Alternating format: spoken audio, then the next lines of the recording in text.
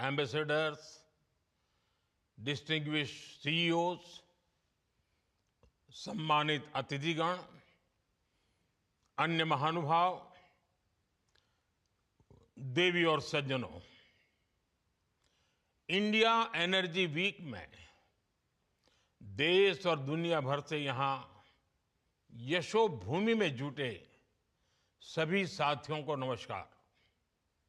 आप सभी सिर्फ एनर्जी वीक का हिस्सा भर नहीं है, आप भारत की एनर्जी एम्बिशंस का महत्वपूर्ण हिस्सा है।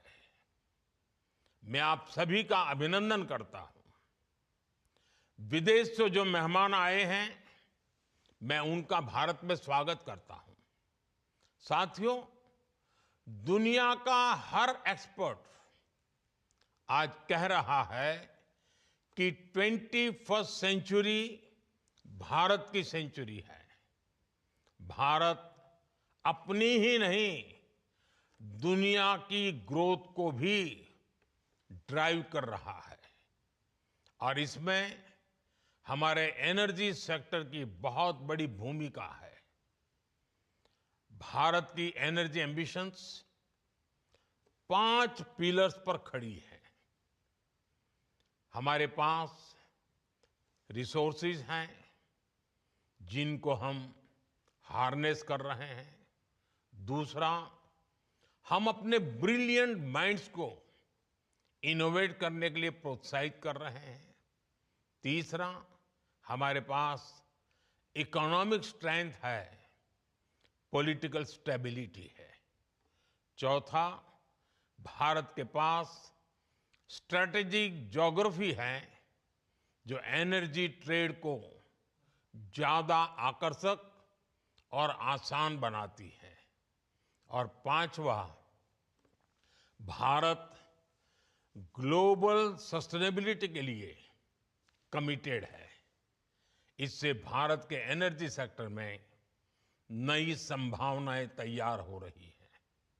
साथियों, विकसित भारत के लिए अगले 2 दशक बहुत अहम है और इसमें आने वाले 5 साल में हम अनेक बड़े पड़ाव पार करने वाले हैं।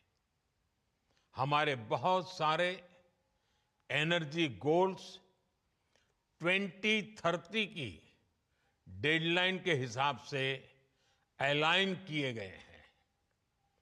साल 2030 तक हम 500 gigawatt renewable energy capacity add करना चाहते हैं।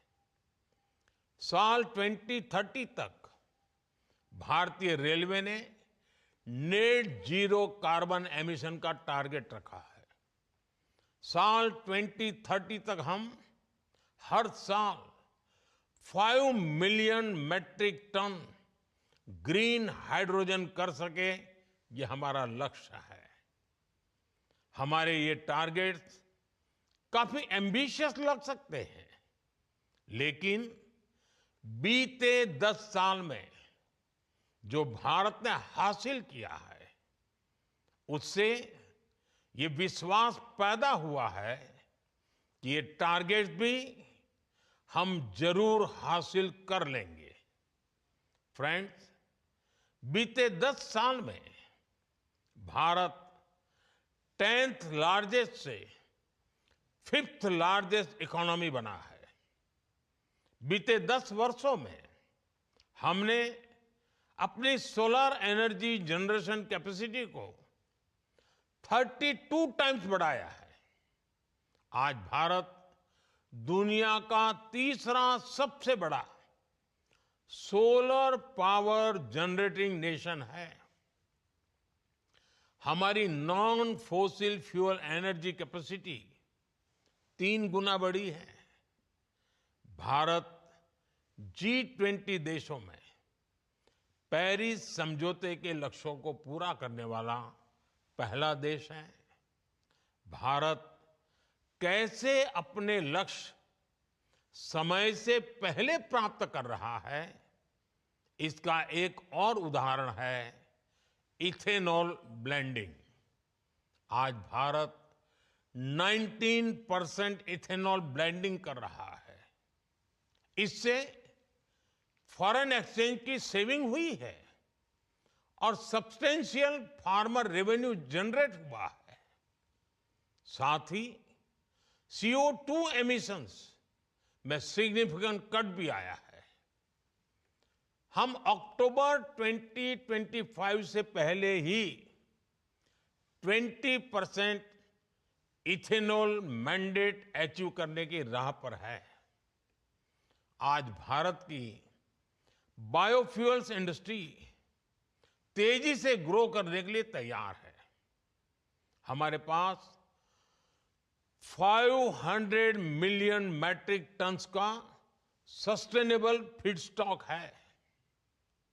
इंडिया की G20 प्रेसिडेंसी के दौरान ग्लोबल बायोफ्यूल्स अलायंस बना और लगातार एक्सपांड हो रहा है।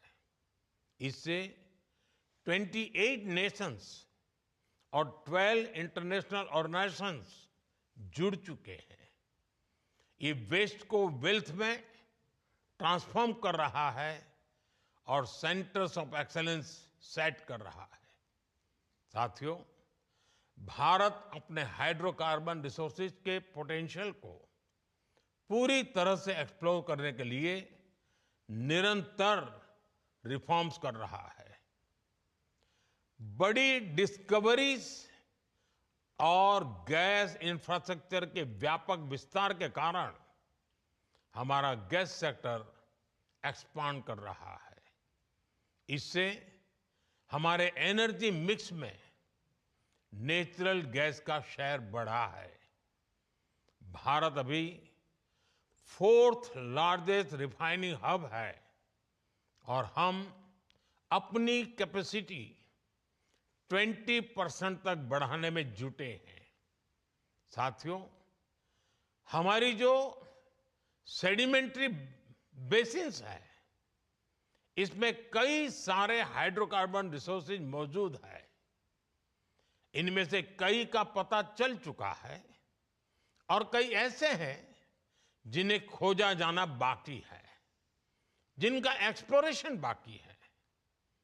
इंडिया का अपस्ट्रीम सेक्टर और आकर्षक हो, इसके लिए सरकार ने open acreage licence policy OALP बनाई है।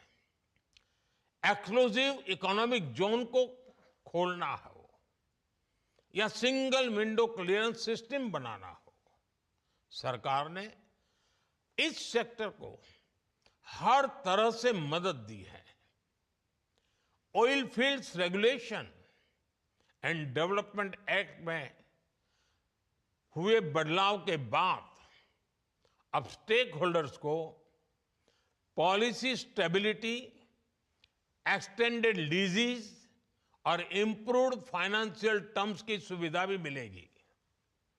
सरकार के इन रिफॉर्म्स के कारण समुद्री क्षेत्र में ऑयल और गैस रिसोर्सेज की खोज करने, इनका प्रोडक्शन बढ़ाने और स्ट्रेटेजिक पेट्रोलियम रिजर्व्स को मेंटेन करने का काम आसान होगा। साथियों, भारत में कई डिस्कवरीज और बढ़ते पाइपलाइन इंफ्रास्ट्रक्चर के कारण नेचुरल गैस की सप्लाई बढ़ रही है और इसी कारण आने वाले समय में नेचुरल गैस का उपयोग भी बढ़ने वाला है। इन सारे क्षेत्रों में आपके लिए निवेश की बहुत सारी संभावनाएं बन रही हैं। साथियों, आज भारत का बहुत बड़ा फोकस मेक इन इंडिया पर है, लोकल सप्लाई चेन पर है। भारत में पीवी मॉड्यूल सहित अनेक प्रकार के हार्डवेयर की मैन्युफैक्चरिंग के लिए भी बहुत संभावनाएं हैं। हम लोकल मैन्युफैक्चरिंग को सपोर्ट कर रहे हैं। 10 साल में भारत की solar PV module manufacturing capacity का विस्तार हुआ है। ये क्षमता 2 गीगावाट से बढ़कर करीब 70 गीगावाट हो गई है। पीएलआई स्कीम की वजह से ये सेक्टर और आकर्षक हो गया है। इससे high efficiency solar PV modules की मैन्युफैक्चरिंग को बढ़ावा मिला है। साथियों, बैटरीज और स्टोरेज कैपेसिटी के सेक्टर में इनोवेशन और मैन्युफैक्चरिंग दोनों के लिए बहुत अवसर हैं। भारत बहुत तेज गति से इलेक्ट्रिक मोबिलिटी की तरफ बढ़ रहा है। इतने बड़े देश की डिमांड पूरा करने के लिए बैटरीज और स्टोरेज कैपेसिटी के क्षेत्र में हमें बहुत तेजी से काम करना है। इसलिए इस वर्ष के बजट में भी हमने ग्रीन एनर्जी को सपोर्ट करने की संबंधित अनेक घोषणाएं की है। सरकार ने ईवी और मोबाइल फोन बैटरी की मैन्युफैक्चरिंग से जुड़ी कई चीजों को बेसिक कस्टम ड्यूटी से बाहर किया है। Cobalt powder, lithium ion battery waste, lead, zinc ऐसे अनेक क्रिटिकल मिनरल से ड्यूटी हटा दी गई है। नेशनल क्रिटिकल मिनरल्स मिशन भी भारत में एक सशक्त सप्लाई चेन के निर्माण में बड़ी भूमिका निभाएगा। नॉन लिथियम बैटरी इकोसिस्टम को प्रमोट करने की दिशा में भी हम आगे बढ़ रहे हैं। इस वर्ष के बजट में हमने न्यूक्लियर एनर्जी सेक्टर को भी ओपन कर दिया है। एनर्जी में हो रहा हर इन्वेस्टमेंट नौजवानों के लिए नई जॉब्स क्रिएट कर रहा है, ग्रीन जॉब्स के अवसर बना रहा है। साथियों, भारत के एनर्जी सेक्टर को मजबूती देने के लिए हम इसे जनता की पावर से लैस कर रहे हैं। हमने देश के सामान्य परिवारों और किसानों को ऊर्जा दाता बनाया है। बीते साल हमने पीएम सूर्यघर मुफ्त बिजली योजना शुरू की। इस योजना का स्कोप सिर्फ एनर्जी प्रोडक्शन तक ही सीमित नहीं है। इसमें सोलर सेक्टर्स में नई स्किल्स बन रही हैं, नया सर्विस इकोसिस्टम बन रहा है और आपके लिए निवेश की संभावनाएं भी बढ़ रही हैं। साथियों, भारत ऐसे एनर्जी सॉल्यूशंस देने के लिए कमिटेड है जो हमारी ग्रोथ को एनर्जाइज करें और हमारे नेचर को भी एनरिच करें। मुझे विश्वास है इस एनर्जी वीक से भी इस दिशा में कुछ ठोस रास्ते निकलेंगे। मुझे उम्मीद है कि आप सभी भारत में बन रही हर संभावना को एक्सप्लोर करेंगे। आप सभी को बहुत बहुत शुभकामनाएं। धन्यवाद। Ambassadors, distinguished CEOs,